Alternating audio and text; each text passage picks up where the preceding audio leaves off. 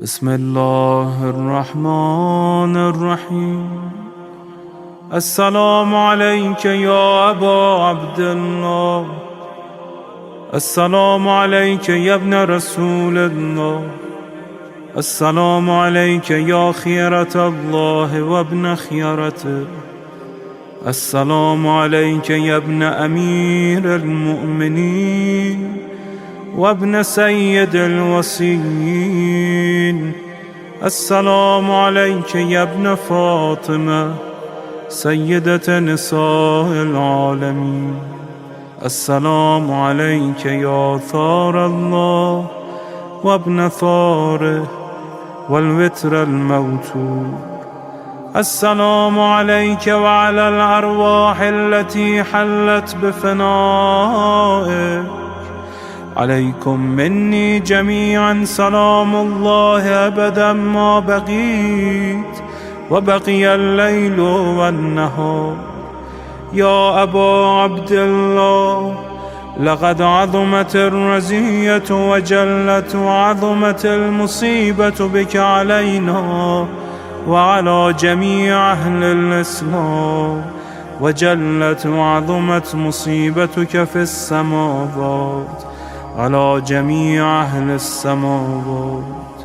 فلعن الله أمة أسست أساس الظلم والجور عليكم أهل البيت، ولعن الله أمة دفعتكم عن مقامكم وأزالتكم عن مراتبكم التي رتبكم الله فيها، ولعن الله أمة قتلتكم، ولعن الله الممهدين لهم بالتمكين من قتالكم. برئت إلى الله وإليكم منهم ومن أشياعهم وأتباعهم وأوليائهم. يا أبا عبد الله، إني سلم لمن سالمكم وحرب لمن حاربكم إلى يوم القيامة. ولعن الله آل زياد وآل مروان، ولعن الله بني أمية قاطبة، ولعن الله ابن مرجانة، ولعن الله عمر بن سعد، ولعن الله شمرا، ولعن الله أمة أسرجت وألجمت وتنقبت لقتالك. بأبي أنت وأمي، لقد عظم مصابيبك، فأسأل الله الذي أكرم مقامك وأكرمني بك أن يرزقني طلب ثارك مع إمام منصور من أهل بيت محمد صلى الله عليه وآله. اللهم اجعلني عندك وجيها بالحسين عليه السلام في الدنيا والآخرة.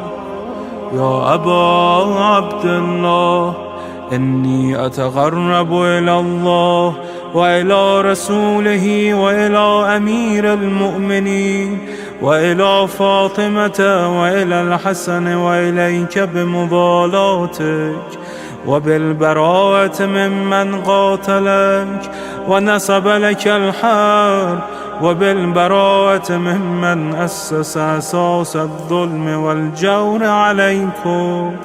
وأبرأ إلى الله وإلى رسوله ممن أسس أساس ذلك وبنى عليه بنيانا وجرى في ظلمه وجوره عليكم وعلى أشيائكم.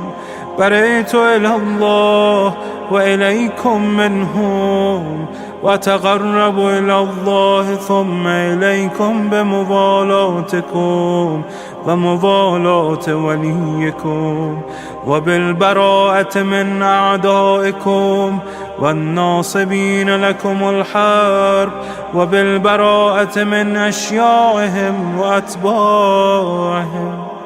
إني سلم لمن سالمكم، وحرب لمن حاربكم، وولي لمن والاكم، وعدو لمن عاداكم. فأسأل الله الذي يكرمني بمعرفتكم ومعرفة أوليائكم، ورزقني البراءة من أعدائكم، أن يجعلني معكم في الدنيا والآخرة، وأن يثبتني عندكم قدم صدق في الدنيا والآخرة. وأسأله أن يبلغني المقام المحمود لكم عند الله، وأن يرزقني طلب ثاري مع إمام هدى ظاهر ناطق بالحق منكم. وأسأل الله بحقكم وبالشأن الذي لكم عنده أن يعطيني بمصابي بكم أفضل ما يعطي مصابا بمصيبته، مصيبة أعظمها وأعظم رزيتها في الإسلام وفي جميع السماوات والأرض. اللهم اجعلني في مقامي هذا ممن تناله منك صلوات ورحمة ومغفرة. اللهم اجعل محياي محيا محمد وآل محمد، ومماتي ممات محمد وآل محمد. اللهم إن هذا يوم تبركت به بنو أمية وابن آكلة الأكباد، اللعين ابن اللعين على لسانك ولسان نبيك صلى الله عليه وآله، في كل موطن وموقف وقف فيه نبيك صلى الله عليه وآله. اللهم لعن أبا سفيان ومعاوية ويزيد بن معاوية، عليهم منك اللعنة أبد العابدين. وهذا يوم فرحت به آل زياد وآل مروان بقتلهم الحسين صلوات الله عليه. اللهم فضاعف عليهم اللعن منك والعذاب الأليم. اللهم إني أتقرب إليك في هذا اليوم وفي موقفي هذا وأيام حياتي بالبراءة منهم واللعنة عليهم، وبالموالاة لنبيك وآل نبيك عليه وعليهم السلام. اللهم لعن أول ظالم ظلم حق محمد وآل محمد، وآخر تابع له على ذلك. اللهم لعن العصابة التي جاهدت الحسين وشايعت وبايعت وتابعت على قتله. اللهم لعنهم جميعا. السلام عليك يا أبا عبد الله، وعلى الأرواح التي حلت بفنائك.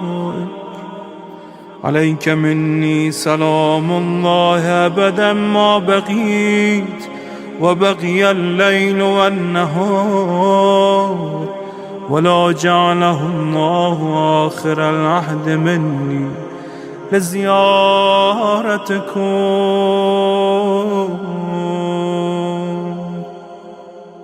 السلام على الحسين وعلى علي بن الحسين وعلى أولاد الحسين وعلى أصحاب الحسين. اللهم خص أنت أول ظالم باللعن مني، وابدأ به أولا، ثم العن الثاني والثالث والرابع.